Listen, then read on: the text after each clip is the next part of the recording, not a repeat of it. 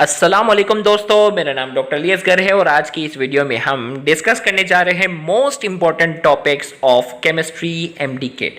Chemistry के different past paper को review करने के बाद आज की इस वीडियो में हम डिस्कस करने जा रहे हैं most important topics of MDCAT. तो एमडीकेट के मोस्ट इंपॉर्टेंट टॉपिक्स को हम जो है वो आज की इस वीडियो में डिस्कस करने जाएंगे। याद रहे 2 से 3 दिन लगे मुझे इन सारे पेपर्स को रिव्यू करने में और उसके बाद इन टॉपिक्स की मैंने जो है वो लिस्ट तैयार की है। तो आज के इस लेक्चर को शुरू करने से पहले एज यूजुअल आपसे रिक्वेस्ट करेंगे कि अगर आपने अब तक हमारे इस चैनल को सब्सक्राइब नहीं किया जो कि सिंध बोर्ड टीचिंग के नाम से है, तो काइंडली आज ही आप हमारे इस चैनल को सब्सक्राइब करें और साथ ही साथ बेल आइकन को लाजमी क्लिक करें ताकि हमारी अपलोड करदा तमाम इंपॉर्टेंट वीडियोस की नोटिफिकेशन भी आपको रिसीव हो सके। तो आइए हम स्टार्ट करते हैं most important topics of chemistry MDCAT. तो सबसे पहले वो बच्चे जो एमडीकेट के एग्जाम में अपियर होने जा रहे हैं, बिल्कुल पहले रिलैक्स रहें और तसल्ली से जो मैं बताने जा रहा हूं वो आप सुने। तो पहली जो लिस्ट हमारे पास जो है उन टॉपिक्स की है जिनसे अप्रोक्सीमेट, आपको मालूम है कि फाइनल एमडीकेट में आपके पास एमसीक्यू की तादाद 54 होगी। तो हमने इनमें पहली लिस्ट तकरीबन अराउंड 20 के करीब वो टॉपिक्स हैं जिनसे एक एक एमसीक्यू आने के जो है वो चांसेस हैं। फिर इसके बाद जो है वो नेक्स्ट हमारे पास तकरीबन जो है वो 17 के करीब वो टॉपिक्स हैं जिनसे तकरीबन 2-2 एमसीक्यू जो है वो अप्रोक्सीमेट हर साल आए हैं। तो आपने उसी हिसाब से उन टॉपिक्स को क्या करनी है, अहमियत देनी है।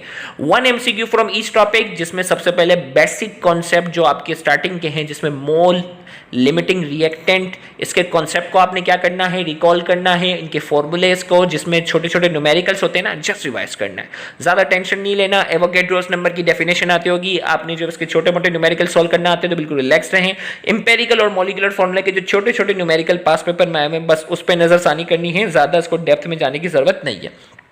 प्रॉपर्टीज ऑफ गैसेस, गैसेस की जो प्रॉपर्टीज है ना, डिफ्यूजन गैसेस में सबसे ज्यादा होती है, बस उस टॉपिक को थोड़ा सा आपने जो रिव्यू कर लेना है।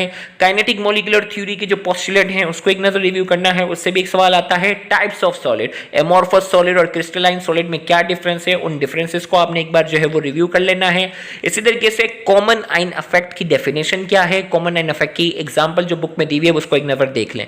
रेट ऑफ रिएक्शन की डेफिनेशन, इसकी यूनिट वगैरह जो है वो आपने देख लेनी है। इसी तरीके से factor affecting rate of reaction, factor कौन कौन से फैक्टर हैं जो रेट ऑफ रिएक्शन पर असरअंदाज होते हैं, उन तमाम फैक्टर्स को आपने एक नजर देख लेना है। Hess's law of constant heat summation वाला जो सवाल है, उसकी स्टेटमेंट और उसकी एग्जांपल और उसका जो फॉर्मूला होता है ना, डिफरेंट एंथैल्पीज को आप ऐड करते हो, बस उसको देख लेना, उससे एक आध सवाल आएगा।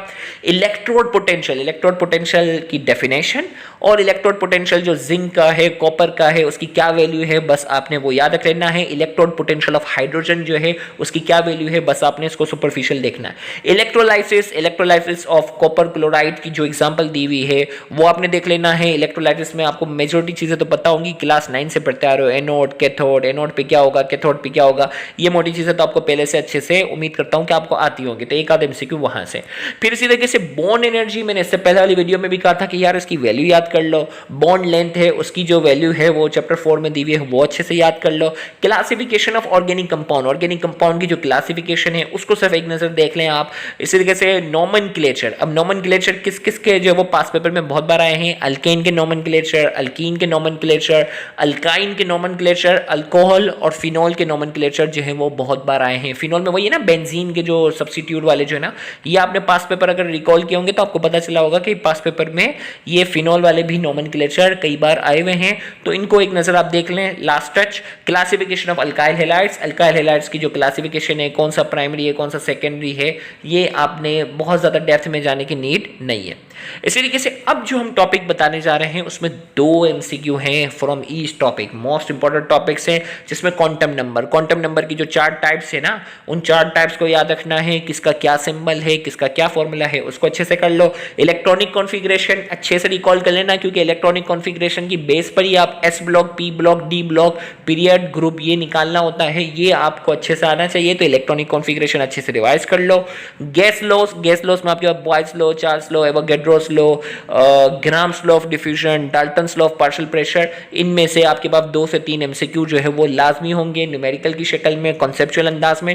तो इन लॉज को आपने एक नंबर देख लेना है, उम्मीद है कि ये आसानी से आपको आते भी होंगे। जनरल गैस इक्वेशन वाले सवाल, स्पेशली न्यूमेरिकल न्यूमेरिकल टाइप के जो सवाल हैं वो काफ़ी बार आए हुए हैं। क्रिस्टल सिस्टम जिसमें आपको मालूम है ना क्यूबिक सिस्टम क्या है, टेट्रागोनल क्या है, ऑक्टाहीड्रल क्या है, उसके एग्जाम्पल, उसमें किसमें एंगल क्या होता है, वो अच्छा सा कर लो, क्योंकि वो मतलब जो है ना बंदा बार बार भूल रहा होता है, तो इसीलिए जो है ना एग्जाम से 1-2 दिन पहले आपके पास रह गए ना तो उसको एक नंबर रिवाइज कर लो। Le Chatelier principle conceptual topic है, लीच एडर प्रिंसिपल से कई बार सवाल आए हुए हैं, तो उससे भी अप्रोक्सीमेट 2 से 3 सवाल आ सकते हैं। एप्लीकेशन ऑफ इक्विलिब्रियम कांस्टेंट जिसे केसी हम कहते हैं, तो एप्लीकेशन ऑफ केसी, केसी की एप्लीकेशन आपने याद रखनी है कि केसी की मदद से फॉरवर्ड रिएक्शन कैसे पहचानते हैं, रिवर्स कैसे पहचानते हैं, ये आपने अच्छे से करने हैं। Order of reaction, order, first order reaction, second order reaction, ये तो ऑर्डर वाली जो है ना, zero order reaction, types of order of reaction अच्छे से करना है, उसकी एग्जांपल अच्छे से करनी है। इसका न्यूमेरिकल टाइप का जो सवाल है वो भी इसमें आ सकता है, तो उसको एक अच्छे से नज़र में आप देख लें।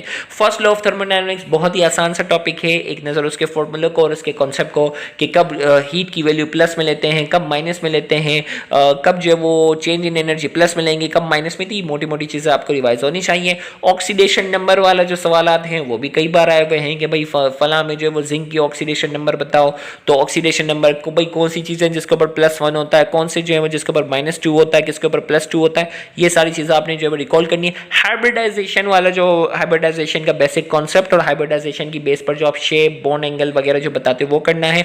वेस्पर थ्योरी के पोस्टुलेट्स उसको एक नंबर रिकॉल कर लो, और वेस्पर थ्योरी की मदद से जो है ना अलग अलग मॉलिक्यूल्स की शेप क्या होती है वो आप करना है। फिर ग्रुप ट्रेंड जो है वो आपने जो है वो अल्कली और अल्कलाइन, ग्रुप ट्रेंड में अल्कली और अल्कलाइन जो है वो यानी मतलब ग्रुप 1 है और ग्रुप 2 के ग्रुप ट्रेंड अच्छे से याद होने चाहिए कि melting point, boiling point, atomic radius, electron affinity, electronegativity, ये जो ग्रुप ट्रेंड्स वाले हैं ये सवालात बहुत बार पूछे गए हैं और आपने पास पेपर में देखा भी होगा कि इस टाइप के सवालात बहुत बार आए।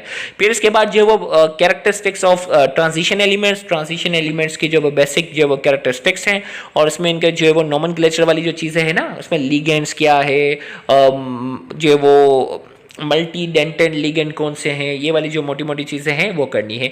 आइसोमेरिज्म है, आइसोमेरिज्म की टाइप्स आपने करनी है और आइसोमेरिज्म वही टॉपिक है जो मैं आपको कहूँगा कि यार फेडरल से ज़रूर देख लेना। ट्रांसिस आइसोमेरिज्म ये वगैरह जो है वो सिंध बोर्ड में अच्छी से नहीं लिखी हुई, तो ट्रांसिस आइसोमेरिज्म और ये जो चीज़ें हैं ना ऑप्टिकल आइसोमेरिज्म ये थोड़ा डिटेल में कर लो।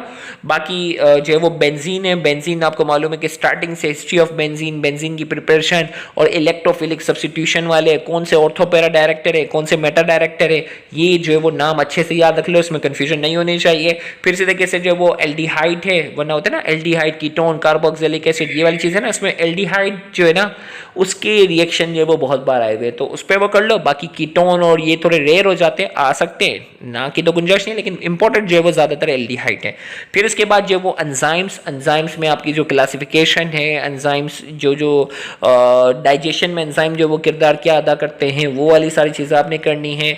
इसी तरीके से जो है वो प्रोटीन की हम बात करते हैं तो उसमें अमाइनो एसिड को आपने अच्छे से कर लेना है, कौन से न्यूट्रल अमाइनो एसिड है, कौन से एसिडिक, कौन से बेसिक है, कौन से एसेंशियल अमाइनो एसिड्स हैं। इसी तरीके से अमाइनो एसिड के दरमियान जो बॉन्ड कौन सा होता है, ज्यूटेराइन करके जो टॉपिक है वो आपने एक बार रिकॉल कर लेना है। और इसी तरीके से प्रोटीन जो है वो कौन से जो वो वैसे प्रोटीन के स्ट्रक्चर तो बायोलॉजी में, इसमें केमिस्ट्री में नहीं है, लेकिन प्रोटीन की जो टाइप्स है ना, कौन सी चीज़ में कौन सा प्रोटीन पाया जाता है, वो सारी चीज़ें आपने एक रिकॉल कर लेनी है। तो मैं उम्मीद करता हूँ कि आपके मेजॉरिटी टॉपिक्स जो हैं वो इन्हीं जो है वो आपका फाइनल पेपर जो है वो इन्हीं टॉपिक्स से आएगा, तो इसके अच्छी से रिवीजन कर लेंगे।